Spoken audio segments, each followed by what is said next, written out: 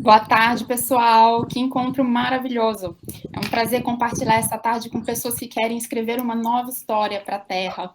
Estimular a inovação e a cultura empreendedora é, sem dúvida, um caminho para a gente acelerar esse processo. E o planeta agradece. Cada vez mais fica claro que desenvolvimento econômico tem que caminhar de mãos juntas para a gente mudar a nossa realidade. E o mais importante é respeitar a vida, né? A vida é a própria natureza, são as árvores, rios, oceanos, o ar que respiramos, os insetos, os animais não humanos, enfim, a vida é tudo isso.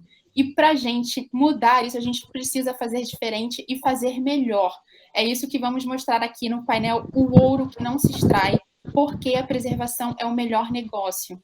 Nós reunimos convidados especialíssimos com histórias práticas que mostram como é possível, sim, unir proteção dos ecossistemas e desenvolvimento econômico junto com negócios prósperos. Agradecemos muito a presença do Almir Suruí, uma das principais lideranças indígenas no Brasil e criador do projeto Carbono Suruí, que vocês vão conhecer mais um pouquinho daqui a pouco. Também agradecemos a presença do Roberto Clabin, ambientalista e fundador do Refúgio Ecológico Caimã, e cofundador da SOS Mata Atlântica e do SOS Pantanal, e também da Tereza Bracher, fundadora da Documenta Pantanal e de uma série de outras iniciativas de promoção do bioma que vocês também vão conhecer, e também, por fim, a Malu Ribeiro, diretora de Políticas Públicas da Fundação SOS Mata Atlântica. Eu sou a Vanessa Barbosa, editora assistente do Um Só Planeta. Para quem não nos conhece, nós somos uma iniciativa multiplataforma da Editora Globo com foco em sustentabilidade, ação contra a crise climática e inovação para um mundo melhor. Fica aqui o convite para depois quem está nos assistindo para visitarem a gente no umsoplaneta.globo.com e nas nossas redes sociais. E para a gente começar esse dia, eu quero dar então um grande boa tarde, muito bem-vindo a todos vocês, nossos convidados. É um prazer tê-los aqui. A gente já vai direto para a nossa primeira pergunta com o chefe Almir Suruí. Almir, o senhor vem lutando a vida inteira a construir uma relação saudável entre o seu povo, os demais brasileiros, conservando e compartilhando a sua cultura, promovendo os produtos da floresta sem destruí-la, para que os serviços ambientais da sua terra contribuem aí, garantindo qualidade de vida para todos nós. O senhor também foi o primeiro integrante do povo suruí a frequentar uma faculdade e tem uma longa história de pioneirismo em tornar acessível tecnologias nas aldeias, na conquista de projetos para geração de renda, créditos de carbono, viveiro, enfim, tem um monte de iniciativas que garantem a preservação da floresta e a prosperidade dos povos indígenas. Eu queria que, para começar, o senhor contasse um pouco para a gente como é que o senhor reúne tantos conhecimentos adquiridos da academia, mas também alinha isso tudo aos conhecimentos dos povos tradicionais, né? Aos conhecimentos da sua própria cultura, do convívio diário com a floresta, né? Com a natureza, e cria esses projetos inovadores que combinam a preservação e geração de renda. Pode contar um pouquinho desses projetos para a gente? Enfim, quais são as sacadas grandes que levam o senhor a esse desenvolvimento? Então, Vanessa, obrigado pelo convite, né? Que bom, é um prazer e uma grande e honrado aqui, né, por participar com esses grandes especialistas também, né, e lutadores, com certeza, um mundo mais justo, né, com a floresta mais sustentável. Eu acho que quando a gente une bastante conhecimento é por uma necessidade, né? E mais ainda quando você luta pelo um povo. Então, eu sou, desde 17 anos, líder do povo Paiter Suruí. Então, nasci, cresci, convivi e vive até agora pelo enfrentamento que meu povo Paiter Suruí enfrenta hoje, né? Com a política, com tudo, né? A vida não é fácil para o ser humano, né? Mas isso ensina a gente que a gente precisa estar bem com a natureza, com o universo, né? Porque nada se faz sozinho, né? Então, e muito menos se você ignora não utilizar conhecimento para o bem comum, né? Então, É isso que leva a gente a conectar com os grande sabedoria da nossa natureza, do nosso universo, para que elas possam dar essa força e dizer que existe outro caminho para construir, para que a gente possa, então, contribuir ao bem comum a todos. Porque sei que a minha luta do meu povo, não vai resolver o problema do mundo, mas com certeza pode trazer uma grande reflexão. E o que nós fazemos aqui e lutar pela valorização da floresta em pé, valorização de conhecimento, seja tecnológico, seja científico e seja sustentável, né? Política econômica sustentável, conhecimento sustentável, porque sustentabilidade não é uma pena de você defender a floresta, porque milhares de pessoas pensam isso quando você fala uma palavra de sustentabilidade, né? Mas sustentabilidade é você respeitar a vida dos seres humanos, respeitar a vida do planeta, né? Então, a sustentabilidade é isso, você cuidar do lugar onde você vive. Então, quando a gente une esses conhecimentos em prol da sociedade e depois do nosso povo, para que eles possam contribuir o dia a dia dentro do seu conhecimento que ele tem junto com a floresta. Então, a floresta é um universo vivo, né, que dá força à terra para produzir para alimentar milhares de pessoas, né? Agora, quem não tem contribuído muito com essa força, próprio ser humano, porque o ser humano precisa mudar suas atitudes, né? Hoje a gente precisa, enquanto milhares de pessoas derrubam a floresta, a gente precisa plantar pelo menos uma árvore por ano, né? Então, assim a gente pode voltar de novo, trazer esse outro universo vivo para que a gente possa, então, contribuir ao crescimento do planeta, da sociedade humanitária, com responsabilidade, porque a gente precisa orientar essa sociedade que a gente tem que alimentar com aqueles produtos que foram produzidos sem agredir muito ao meio ambiente, sem trazer muito impacto ambiental e social e com economia consciente. Essa atitude que precisamos valorizar em cada ser humano para que a gente possa ser o exemplo disso. Maravilha, seu Almir, é isso mesmo. O planeta equilibrado é a base da vida, né? E a gente sabe que os povos indígenas são os guardiões da floresta porque eles ajudam a manter a floresta de pé, e floresta de pé é um clima equilibrado e tudo mais que a gente sabe, né? Eu queria, antes de passar para a gente seguir, queria algum exemplo prático desses caminhos novos possíveis. Você pode falar um pouquinho do projeto de carbono florestal, que também foi super pioneiro dentro do seu povo? Então, aqui nas terras de 7 de setembro, a gente foi pioneiro para criar um projeto de carbono florestal do mecanismo RED, né? Redução de emissão de degradação ambiental.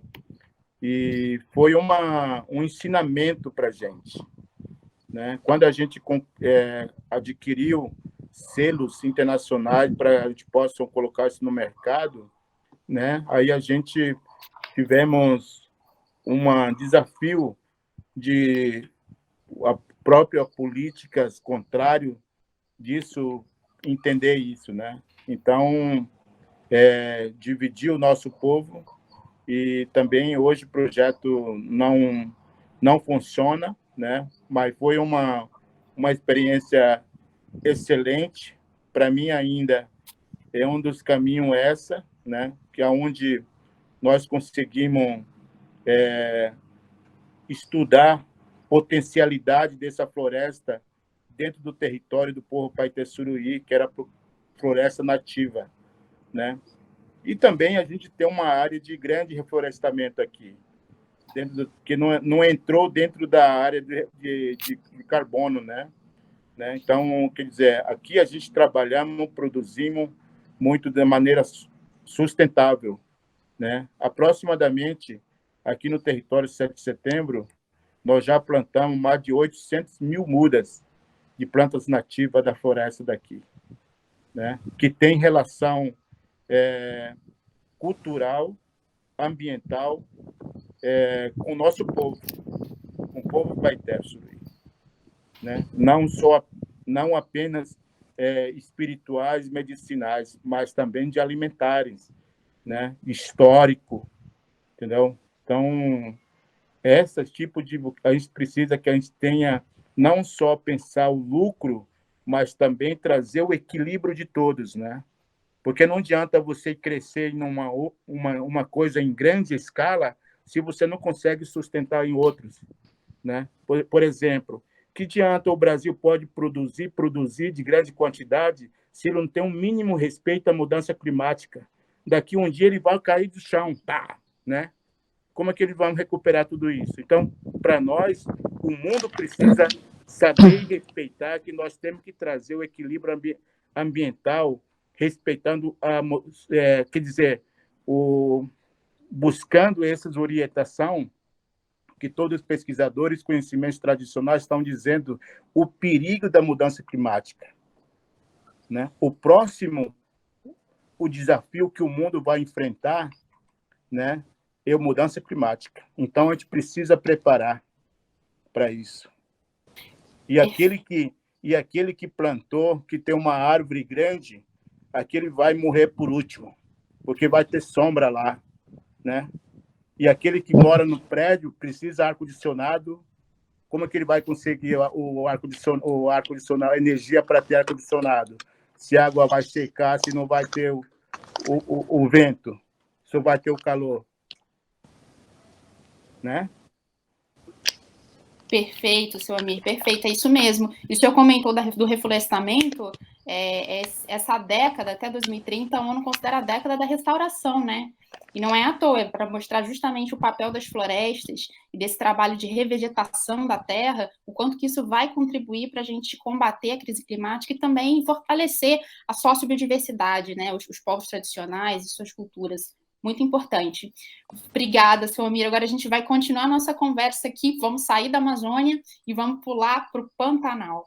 E aí a nossa convidada... Pular, é que está próximo, né? Mas a gente vai passar agora para conversar com a Tereza Bracher, que é fundadora do Documenta Pantanal, do Instituto Tacari Vivo. Ela integra o conselho do Instituto Acaia, do SOS Pantanal, Associação On Safari e a Caia Pantanal. Ou seja, a Tereza está à frente de um monte de iniciativas que lançam luz aí sobre o bioma, sobre o Pantanal, e hoje é um dos nomes do país mais profundamente imersos nesse universo pantaneiro e tudo que ele representa.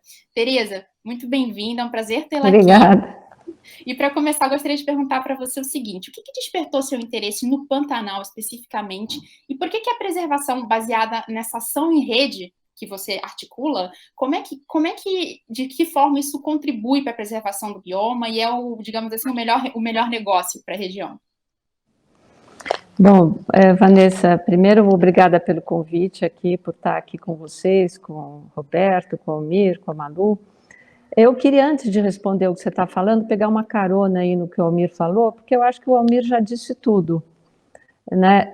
Essa questão do respeito à mudança climática, né? O respeito ao que a Terra pode aguentar de tudo que a gente está fazendo é importantíssimo. Você falou da década da restauração, né? Tem um estudo importante de um pesquisador brasileiro chamado Bernardo Strasburg, que fala que se a gente restaurar nessa próxima década 30% das áreas, né, do planeta, a gente consegue evitar esse meio grau a mais que está previsto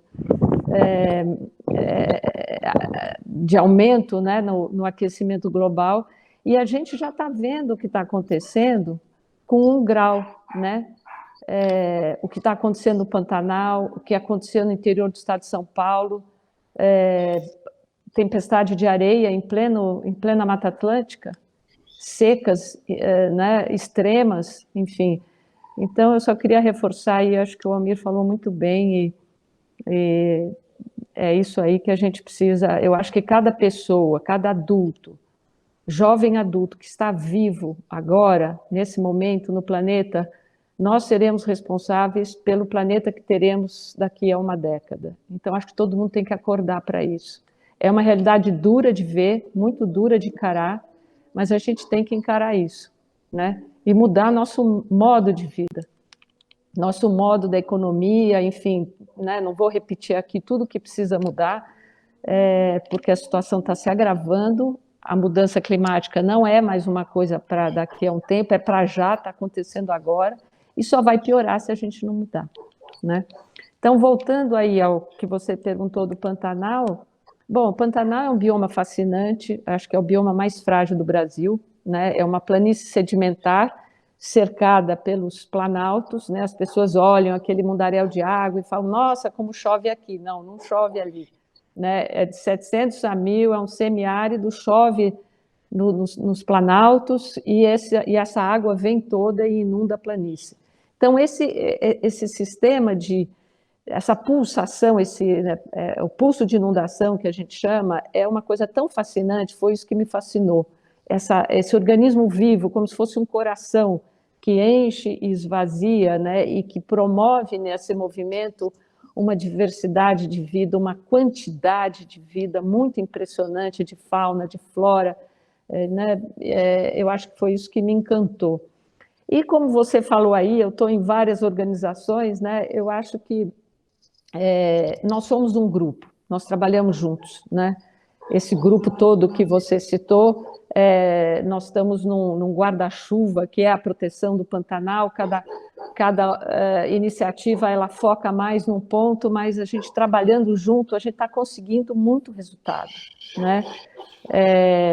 Então, é muito gratificante isso, é muito mais eficaz trabalhar em rede, é muito mais divertido, é muito mais sustentável ao longo do tempo, né?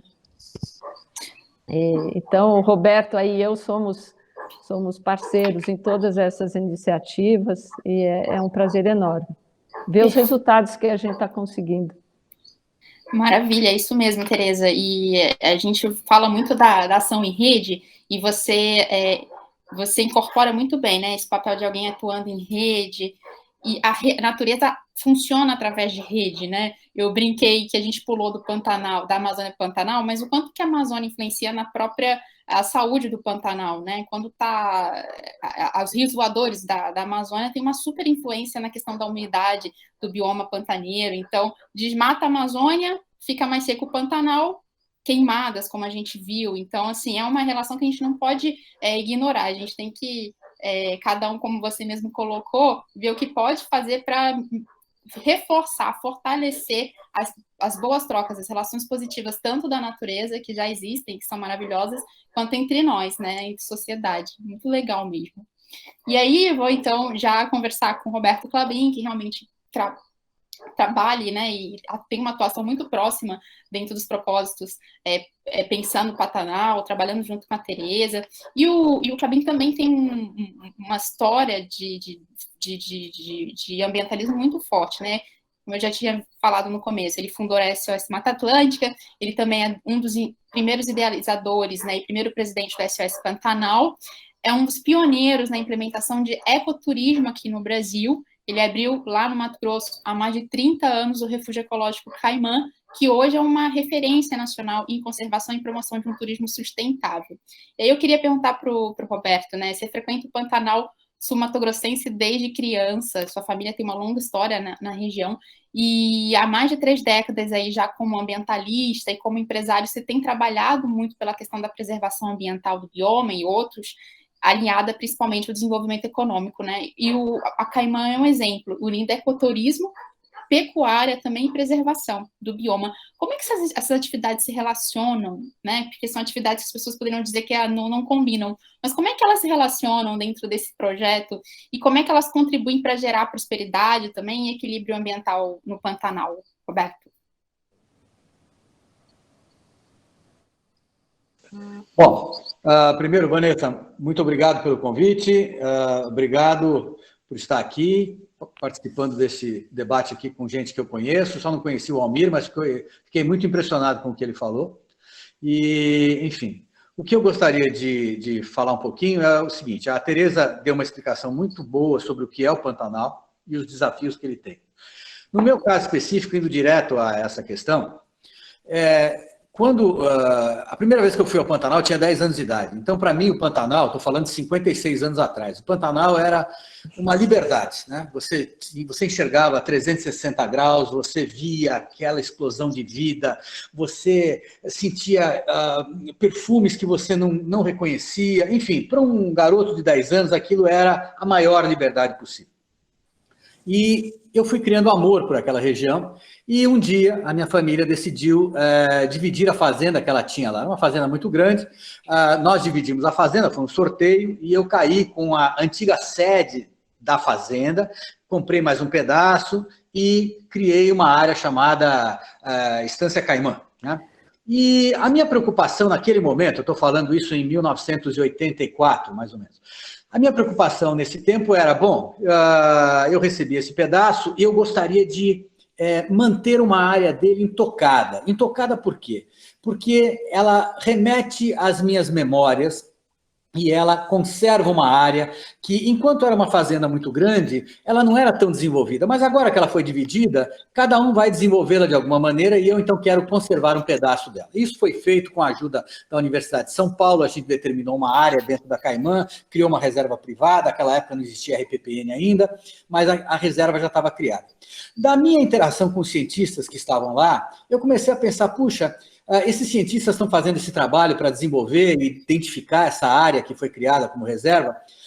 Puxa, eu tenho a parte toda natural, esse Pantanal é espetacular, é uma explosão de vida, e as pessoas aqui dentro só olham para o Pantanal do ponto de vista da pecuária extensiva de corte. O Pantanal é muito mais do que isso, ele é uma combinação de atividades.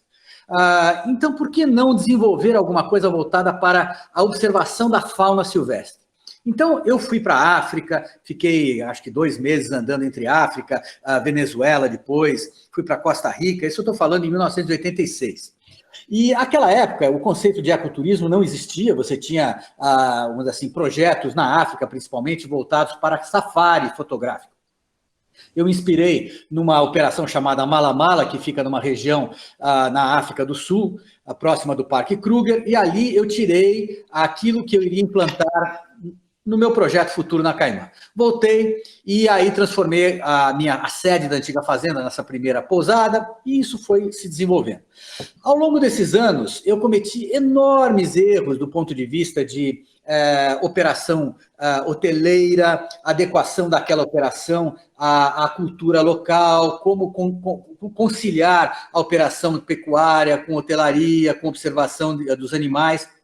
Tudo isso implicava numa grande mudança cultural. Essa mudança cultural aconteceu ao longo desses anos em que eu fui testando. Por isso que eu sempre digo que a Caimã, ela é, de uma certa maneira, um laboratório, né? Um laboratório vivo.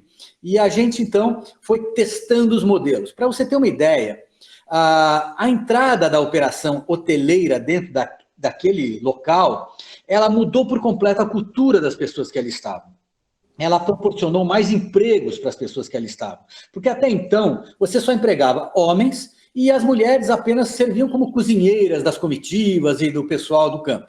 Quando você instala uma operação hoteleira, o que acontece? Você tem imediatamente oportunidades para todos, né?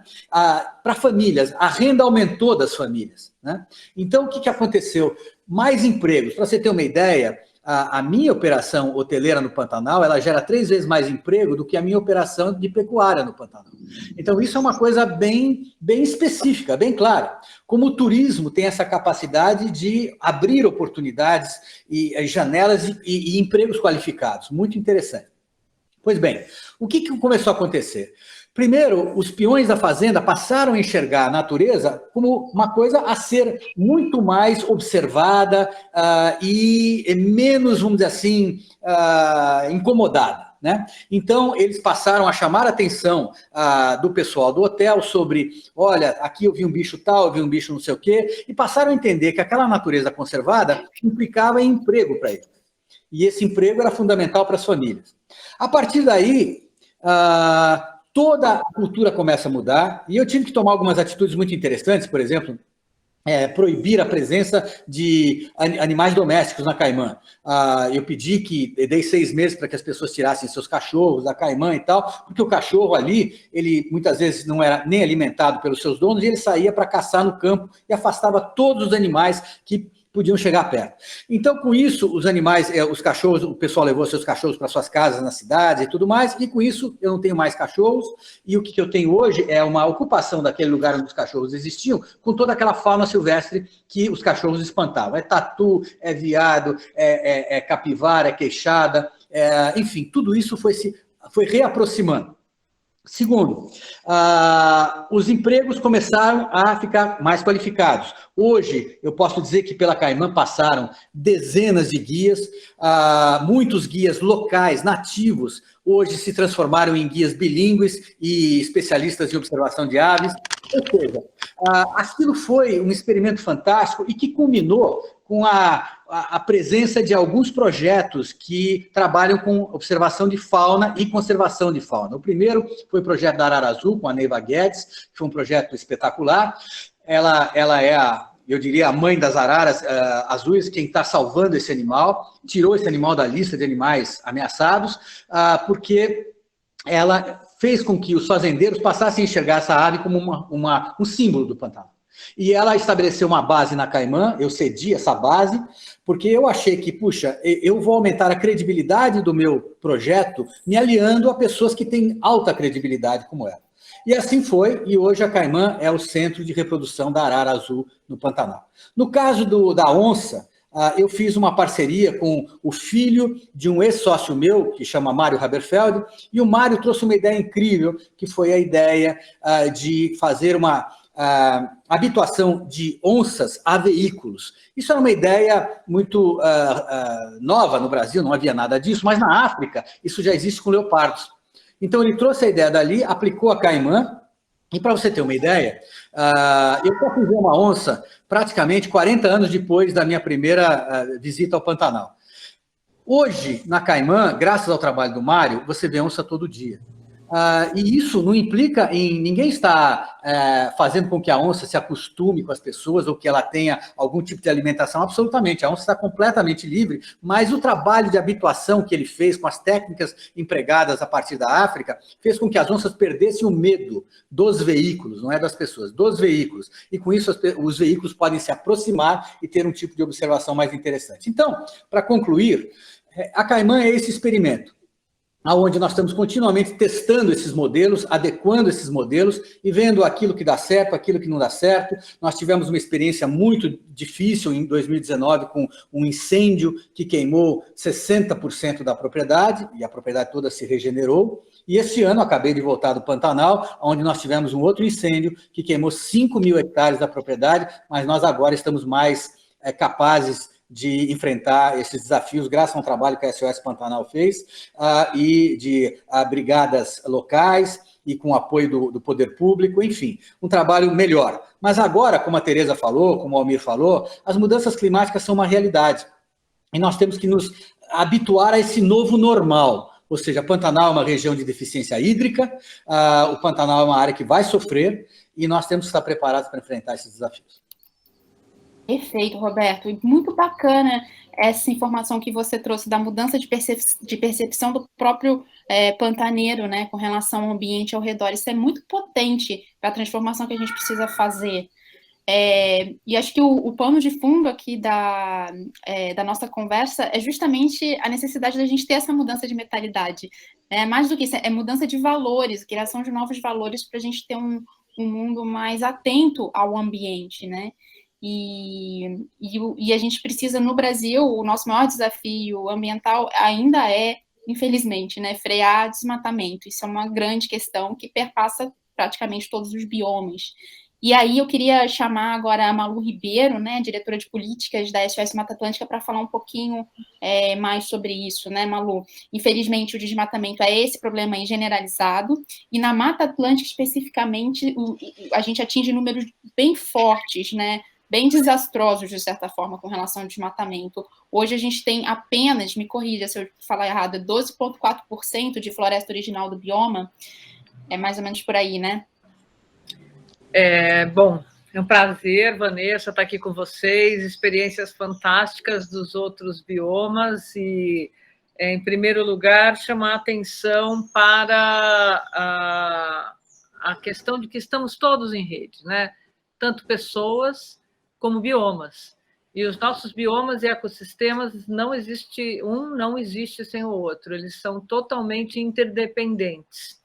E a Mata Atlântica, como você falou, hoje a gente já avançou na restauração da Mata Atlântica, na contenção do desmatamento em vários estados, mas, apesar de estarmos na década da restauração dos ecossistemas, como vocês colocaram, nós ainda perdemos, por hora, segundo o Atlas da Mata Atlântica, no último dado realizado pela SOS Mata Atlântica e o INPE, né, Instituto de Pesquisas Espaciais, 1 hectare de Mata Atlântica por hora. Isso é quase um campo de futebol por hora de Mata Atlântica. Desse bioma que presta tantos serviços ambientais essenciais e estratégicos para a nossa população, mas que também a gente não pode esquecer que empresta uma de suas espécies de forma muito generosa para dar nome ao nosso país. Espécie essa que quase chegou à extinção. Então, é importante chamar a atenção de que a Mata Atlântica, quando chegou a quase 7%, um pouco mais de 7% de sua cobertura florestal original, quando a SOS Mata Atlântica tirou o verde da bandeira do Brasil no início dos anos 80, aí, com a iniciativa do Klabin, como presidente da SOS, e de tantos parceiros especialistas, para denunciar, estão tirando o verde da nossa terra, nós não imaginávamos que, nesse momento da década da restauração dos ecossistemas, no momento pré-COP26, nós teríamos que voltar a usar esse slogan. Continuam tirando o verde da nossa terra. Então, por que a Mata Atlântica, a proteção das florestas, dos biomas brasileiros, do meio ambiente, é um bom negócio?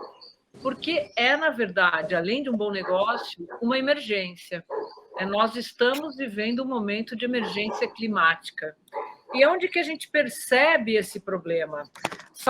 Proteger uma floresta que está distante das cidades, dos grandes centros, das áreas mais urbanizadas, é uma coisa. Falar da Mata Atlântica, onde uma floresta que abriga 72% dos brasileiros e brasileiras, é muito diferente. Então, ela é uma das florestas mais ameaçadas do planeta. Embora seja protegida pela nossa Constituição Federal de 88, né, como patrimônio nacional, seja reconhecida pela Unesco como patrimônio da humanidade e também considerada hotspot, nós temos ainda pessoas que tratam a floresta, a Mata Atlântica, como um mato.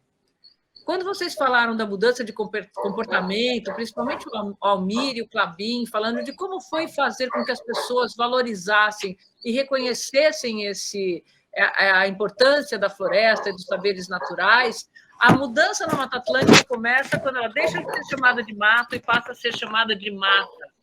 E os proprietários de área que têm floresta deixaram de ser aqueles que só cumpriam a lei para serem fornecedores e produtores de serviços ambientais e ecossistêmicos. Então, hoje, uma pessoa que tem uma propriedade com Mata Atlântica, com nascentes, é um provedor de serviços ecossistêmicos, né?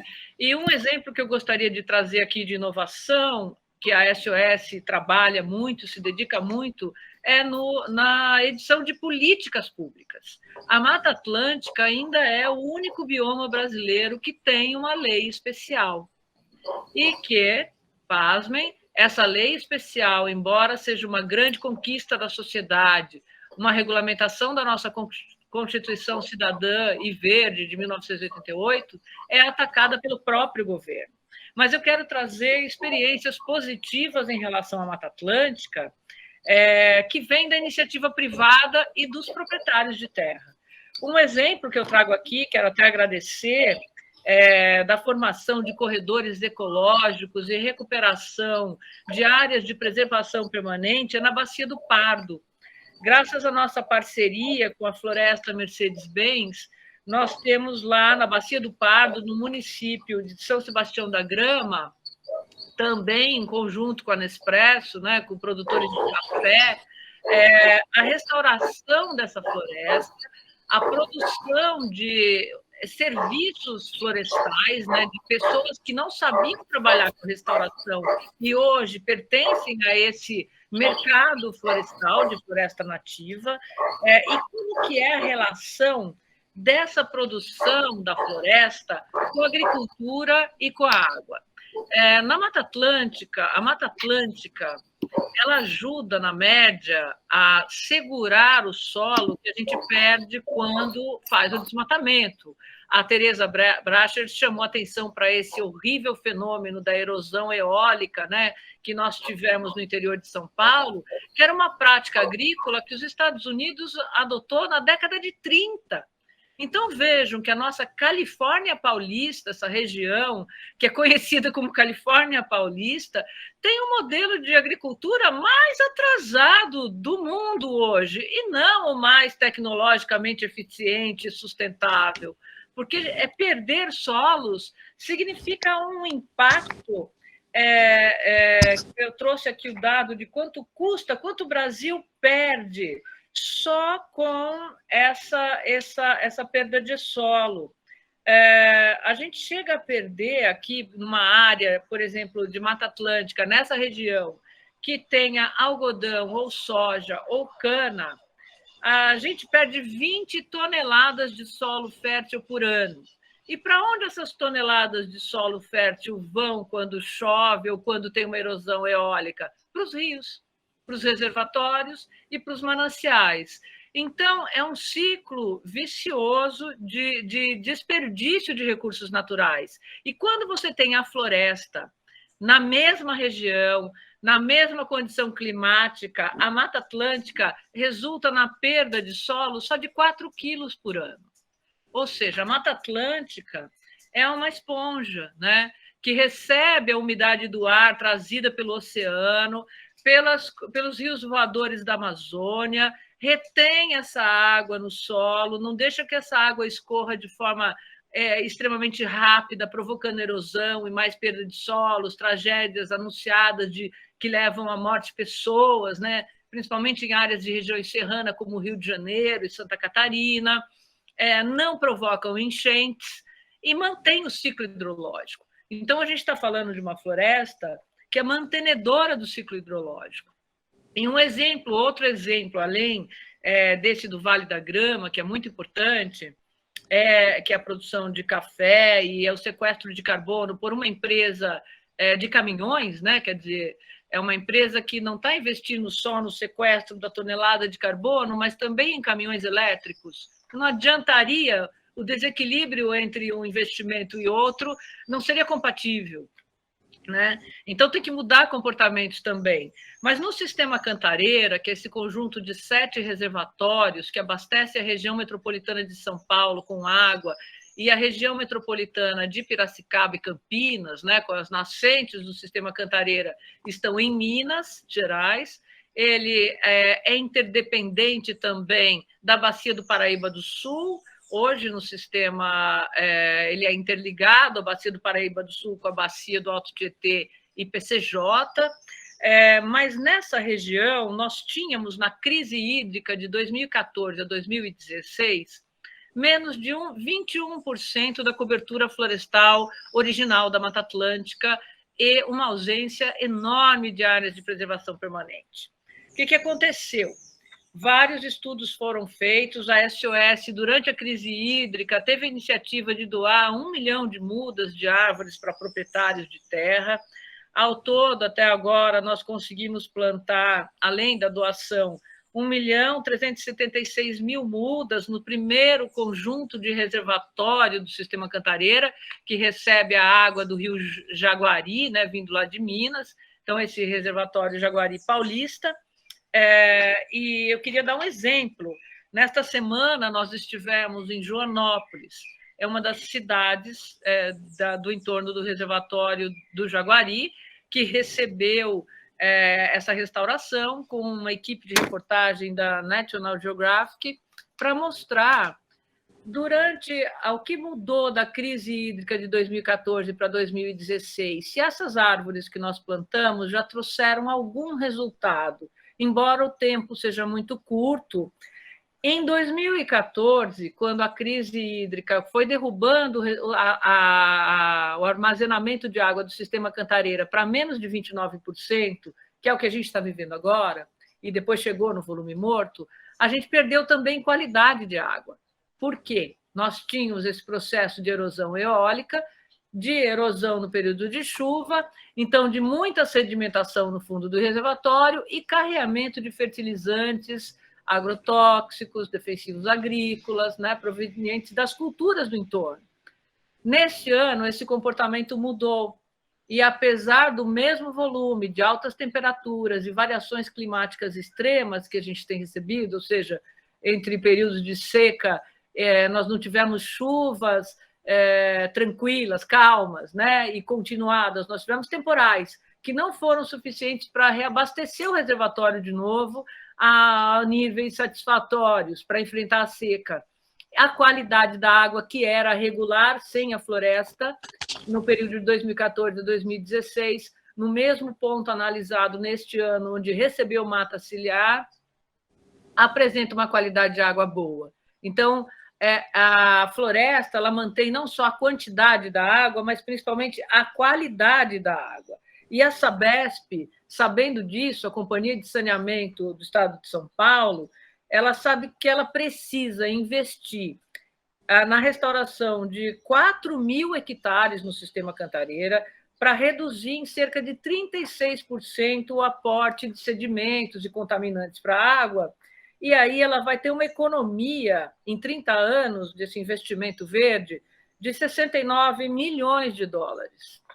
Esse é o custo o retorno de investimento é da ordem de 28% a mais do que se eles investissem em sistemas convencionais de abastecimento público. Então, são esses exemplos que eu gostaria de trazer e chamar atenção também para todos os jovens empresários que estão aqui, investidores, jornalistas, aos nossos colegas, comunidades, que nós não podemos mais aceitar que empresas privadas, né, investidores, apostem num país que, nesse momento de emergência climática, coloca sob leilão de petróleo e gás áreas estratégicas como Fernão de Noronha e o Atol das Rocas. Por sorte, a mobilização, artigos em jornais, manifestações de opinião pública das nossas organizações todas, resultou no deserto de investidores para esse modelo de investimento. Então, eu pediria que esses jovens busquem iniciativas e soluções baseadas na natureza para investir daqui para frente. Meio ambiente é, sim, um bom negócio, é uma necessidade e é uma emergência climática. Esse é o recado que eu tinha para trazer.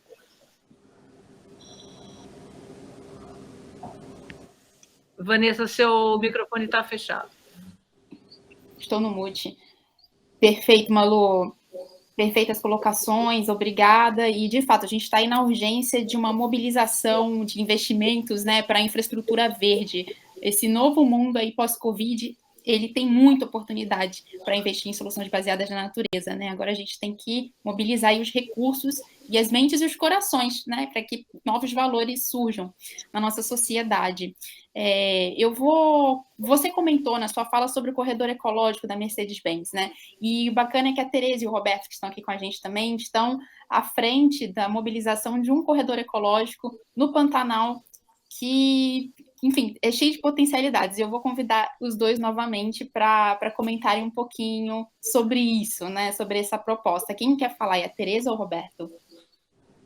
Fala aí, Roberto. Eu vou falar, porque eu vou falar pela Tereza em numa parte. O que eu quero dizer é só o seguinte.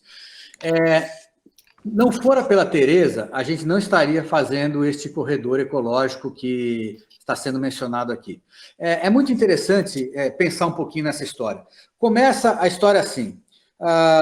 Eu sempre quis tentar conversar com vizinhos, com o pessoal da região, sobre a necessidade das pessoas enxergarem o Pantanal de uma forma diferente, ou seja, dá para conciliar atividades, como, por exemplo, pecuária extensiva de corte, com ecoturismo, com criação de animais silvestres, enfim, uma série de coisas que dá para desenvolver dentro do Pantanal. Só que isto é muito difícil de fazer as pessoas entenderem. E, portanto, quando a gente criou a SOS Pantanal, a gente buscou criar essa entidade para que ela pudesse mostrar para os pantaneiros exemplos de boas práticas. O problema é que a gente começou lá, na hora de fundar a entidade, com o nome SOS Pantanal. E para muitos dali falaram, por que SOS Pantanal? Pantanal é um bioma que é o bioma mais conservado de todos, aqui não precisamos de SOS. E aí a gente já começou com complicação. A dificuldade de conversar com os vizinhos e tudo mais era muito difícil. O que a gente pregava era o seguinte: tem uma propriedade mais conservada, uma propriedade que tem essa capacidade de conservar a biodiversidade, dividir esse espaço com várias atividades e olhando para o Pantanal da seguinte maneira: você tem que adaptar as suas atividades ao Pantanal e não tentar adaptar o Pantanal às suas atividades. Assim você entende como é que funciona o fluxo das águas, né? Você administra isso, a seca e tudo mais. Muito difícil de explicar isso para as pessoas, principalmente porque o Pantanal, ele perdeu valor nos últimos anos, o valor da terra. Muitas famílias que ali estavam tiveram que vender, e quem entrou no Pantanal são pessoas com culturas diferentes, pessoas que vieram do sul do Brasil, sudeste, com uma mentalidade de alta produtividade, pessoas que estavam ligadas à pecuária do Planalto e que circundam o Pantanal e que acabaram arrendando essas terras ou vendendo essas terras para agricultores, enfim, entraram dentro da planície pantaneira com uma ideia de obtenção máxima de produtividade, o que contradiz com essa ideia de você buscar se adaptar ao Pantanal e respeitar aquele ambiente para que você possa conservá-lo e desenvolver muitas outras possibilidades dentro dele. Bom, essa dificuldade foi sempre grande e eu sempre tive muita dificuldade de falar com as pessoas. Aí entrou a Tereza, é por isso que eu estou falando. A Tereza, o que a Tereza fez? A Tereza, ela já tinha uma fazenda no norte do Mato Grosso do Sul, do Pantanal, na região da Serra do Amolar, e a Tereza já desenvolvia uma série de atividades conservacionistas lá. Mas a Tereza comprou uma fazenda na região do Rio Negro, e ela começou ali com essa fazenda fantástica, e essa fazenda, por acaso, entre essa fazenda e a Caimã, que é a minha fazenda, existe uma outra fazenda que pertencia à irmã da pessoa de quem a Tereza comprou a fazenda.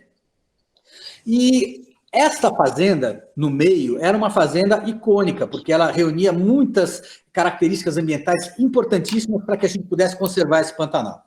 E essa pessoa estava interessada em vender a fazenda. Já havia um pecuarista tradicional que fez uma proposta e queria comprar a fazenda, e aí a Tereza foi avisada, e a Tereza realmente teve essa capacidade de arregimentar pessoas e tudo mais, e ela juntou várias pessoas e ela garantiu a compra dessa fazenda para conservar essa área. Ao fazer isso, o que a Tereza acabou fazendo? A Tereza acabou criando um corredor entre a Caimã e a fazenda dela. Essa fazenda que ficou no meio, a Tereza e os outros doadores fizeram um sistema onde passaram a administração dessa fazenda para o OnSafari, que é quem desenvolve o projeto de onças dentro da Caimã. O Mário Haberfeld, então, passou a administrar essa fazenda com vistas a transformar essa fazenda nessa grande reserva, intocável. Ao fazer isso, a iniciativa que a Tereza criou, mas a interligação entre a Caimã, que já vinha com todos esses ideais, mas voltados para dentro da Caimã, sempre com essa dificuldade de falar com o entorno. A Tereza, ao criar essa iniciativa, ela, de repente, chamou a atenção dos vizinhos dessa iniciativa. E hoje, para vocês terem uma ideia, nós criamos um grupo chamado 5Ps, e esse grupo aqui, ele reúne propriedades que podem chegar a 400 mil hectares de áreas que... Não é que essas áreas serão transformadas em unidades de conservação, parques, que a pessoa congelou a área, absolutamente. Essas áreas vão continuar trabalhando como fazenda, tendo pecuária, tendo turismo, tendo isso, mas elas estão ligadas por um ideal de conservação da natureza e de uma outra forma de enxergar o desenvolvimento do Pantanal. Então, isso é mérito da Tereza, e eu queria passar a palavra para a Tereza agora, para ela continuar com essa história e contar a dificuldade de fazer isso, e como é que é juntar essas pessoas, e como é que é fazer e criar esse estatuto para que todos juntos aqui, ligados a esse modelo de novo desenvolvimento que a gente está fazendo, possa suplantar, primeiro, a desconfiança local, sabe, sempre aquele indivíduo que vem e que fala, mas você não é pantaneiro, mas você não vive disso, mas é sempre uma reclamação, é sempre um chororô, e na realidade o que a gente está fazendo aqui é mostrar que ninguém é contra a pecuária extensiva, ninguém é contra nada, a gente quer juntar essas coisas numa coisa muito maior, porque o Pantanal, ele é e será um dos maiores destinos de observação de fauna silvestre do mundo. Vai concorrer com a África e com outros destinos, e as pessoas vão cada vez visitar mais essas áreas. O Brasil é que não entende o que tem nas mãos. Nós não entendemos e não valorizamos e não promovemos. Mas o que este grupo está fazendo é garantir que o Pantanal esteja bem e esteja devidamente conservado para que as próximas gerações, com um pouco mais de bom senso, possam continuar essa conservação. Então, eu passaria para a Tereza a continuar a explicar esse papel que ela teve aí nesse momento. O que eu acho assim que é muito bacana no que a gente conseguiu construir junto é que eu acho que assim, a agenda da conservação, a sociedade brasileira ela já abraçou a agenda da educação, da saúde agora com o Covid, chegou mais perto da sociedade, quer dizer, ela entende mais que isso não é um dever só do Estado, que ela tem responsabilidade na construção dessa agenda. Mas meio ambiente era uma agenda distante, sabe? Acho que as pessoas pensam assim, não, meio ambiente, como você precisa de grandes áreas, precisa de muito dinheiro para fazer as coisas, as pessoas normalmente falam, não, isso é ou governo ou grandes empresas, né? O que foi bacana é que a gente criou junto um novo paradigma, né? Nós trouxemos para a pessoa física, famílias que tenham patrimônio, claro, né, para investir, mas não precisa tanto patrimônio assim, porque na hora em que você tem que comprar uma área muito grande, né, para você ter populações viáveis, né, de fauna, de flora, enfim, você levanta muito o valor do investimento. Então, o que a gente fez? Em vez de comprar uma área enorme, é isso que o Roberto está explicando, a gente comprou uma área estratégica, né? Já existia um esforço de conservação na beira do Rio Negro, que é mais ao norte, um outro esforço de conservação de toda a família Klabin, ali na área do Aquidauana, do Miranda, e uma área que unia tudo isso, que era essa Fazenda Santa Sofia. Então, você não precisa comprar tudo isso embaixo, em cima, não. Você compra essa área estratégica, você une, liga esse corredor e você começa a conversar com esses vizinhos, né? Então, essa aliança 5P que ele explicou é justamente esse esforço que o OnSafari está fazendo, né? E o grupo inicial que começou isso, de trazer todos esses vizinhos para uma agenda comum, de fazer ações conjuntas. Por exemplo, o SOS organizou brigadas, o Documenta fez o Artistas pelo Pantanal, conseguimos mais de 2 milhões, fizeram campanhas também, aquele artista, Luan Santana, eu lembro, em 2020 fez também uma campanha linda, quer dizer, muita gente se uniu, né?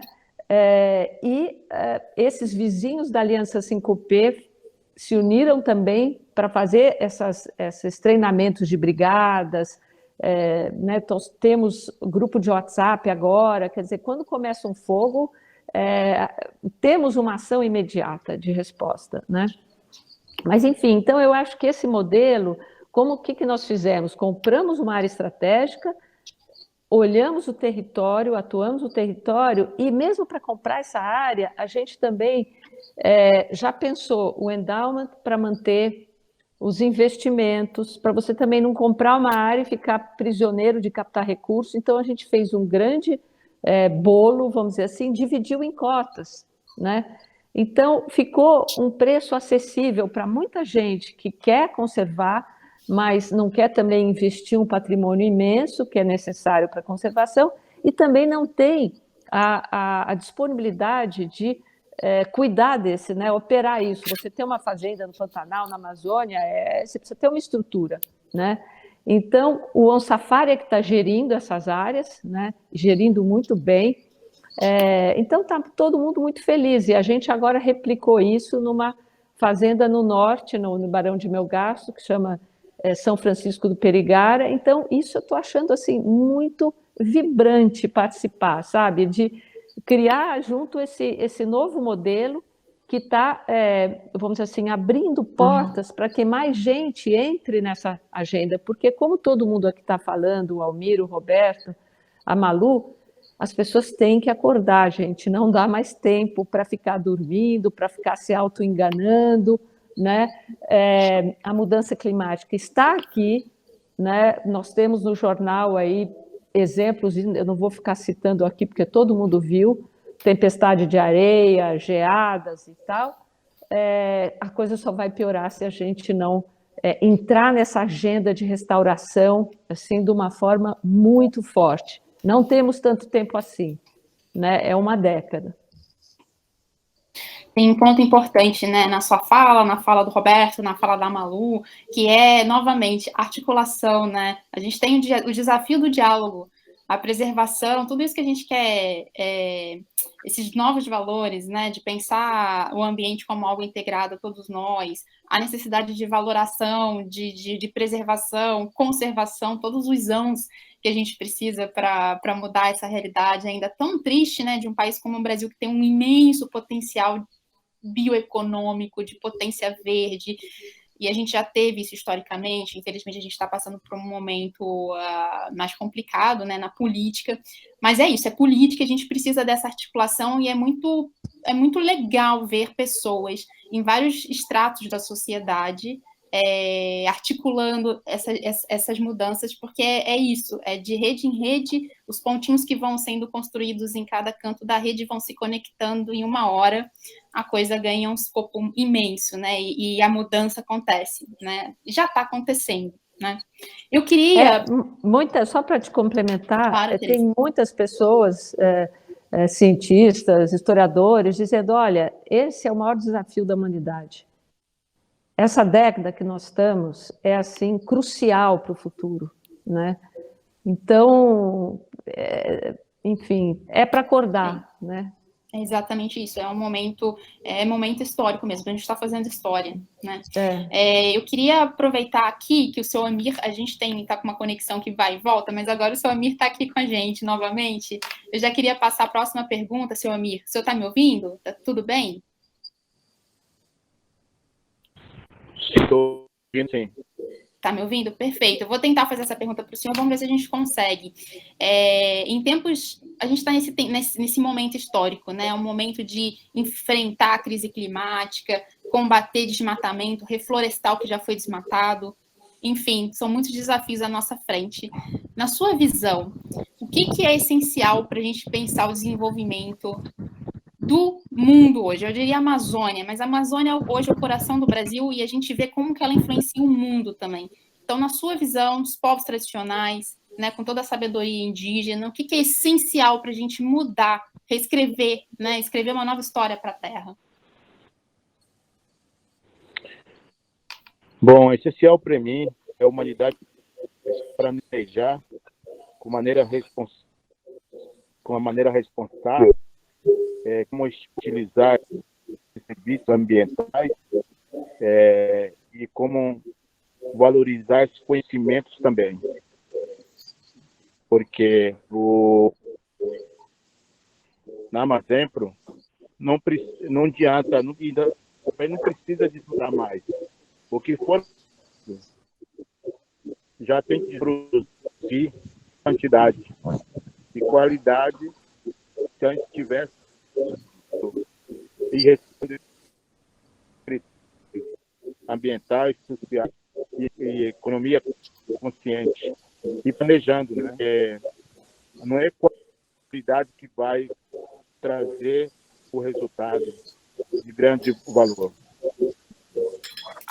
É a forma que vai trabalhar que você consegue. Então, para mim, é essencial que o governo, empresários, sociedade tem que planejar seu futuro com responsabilidade, visando o médio e longo prazo do seu futuro. Então, é isso que eu acredito que é importante hoje. Seu Amiro, acho que está picotando um pouco aqui. Eu vou interromper o senhor só para garantir aqui a manutenção, porque começou a picotar muito a sua fala, mas eu anotei aqui, né? Então, o senhor destacou aí a necessidade de valorizar os serviços ambientais, as florestas, valorizar, acima de tudo, os povos que nela habitam, e todo o seu potencial, né, de conhecimento, de história, de direito, né, pela terra, valorizar... ter esse trabalho articulado de governos, empresários, para planejar um futuro mais responsável. O senhor usou uma expressão que me chamou muita atenção, economia consciente, né? Economia consciente, a gente fala economia verde, economia azul, tem um monte de economia, mas é isso, consciência para uma nova economia, né? Perfeito. Para finalizar, muito obrigada, seu Omir, assim, a conexão está um pouco instável. Para finalizar, eu queria chamar novamente a Malu, já que é política pública, né, para a gente fechar aí com chave de ouro. Malu, como é que articula, então, todos esses desafios, esses atores, colocar todo mundo na mesa e falar, e é isso aí, gente, vamos salvar a Terra. Parece um ingênuo, mas a gente precisa, é o desafio do momento, né? Nós temos uma grande oportunidade, que é a COP26, né? Embora seja uma COP de difícil participação para a sociedade diante da pandemia, do Covid e tal, mas a gente aprendeu a trocar conhecimento, a estar conectados por meio da tecnologia, da internet, como nós estamos fazendo aqui. Então, que a gente possa levar a COP um compromisso mais ambicioso do Brasil com a contenção do desmatamento, o aumento da restauração da Mata Atlântica, do Cerrado, a proteção do Pantanal, e colocar numa ação de cidadania, num grande movimento de cidadania, porque o ano que vem é a Rio+30, e é um momento de eleição no nosso país, a agenda ambiental na agenda política do Brasil como uma estratégia de desenvolvimento. Eu acho que esse é o desafio que nós temos a colocar. Como muito bem disse a Tereza, as pessoas aprenderam, trouxeram para a agenda cotidiana a educação, a saúde, e tem que recolocar a agenda ambiental na prioridade, no guarda-chuva da segurança climática para o nosso ano que vem. Então, é um ano eleitoral, que a gente possa influenciar de forma positiva em respeito aos nossos direitos de todas as populações brasileiras, e principalmente dos nossos biomas e ecossistemas, a Constituição de 88, aperfeiçoar as políticas públicas para governança, para instrumentos econômicos que paguem, que valorizem aqueles que protegem e conservam, e que a gente possa recolocar o Brasil numa situação não mais de vexame internacional, mas numa posição de relevância pela mega biodiversidade e pelo povo e conhecimento que nós temos. Acho que é isso. Obrigada, Malu. Pessoal, a gente tem aqui mais 5 a 6 minutinhos para concluir o nosso painel, então eu vou deixar aqui um convite para todos os nossos convidados, rapidamente. Nosso painel se chama O Ouro que Não Se Extrai. Por que a preservação é o melhor negócio? O que vocês gostariam que quem assistiu a gente guardasse desse encontro e levasse assim como um mantra, com a palavra-chave?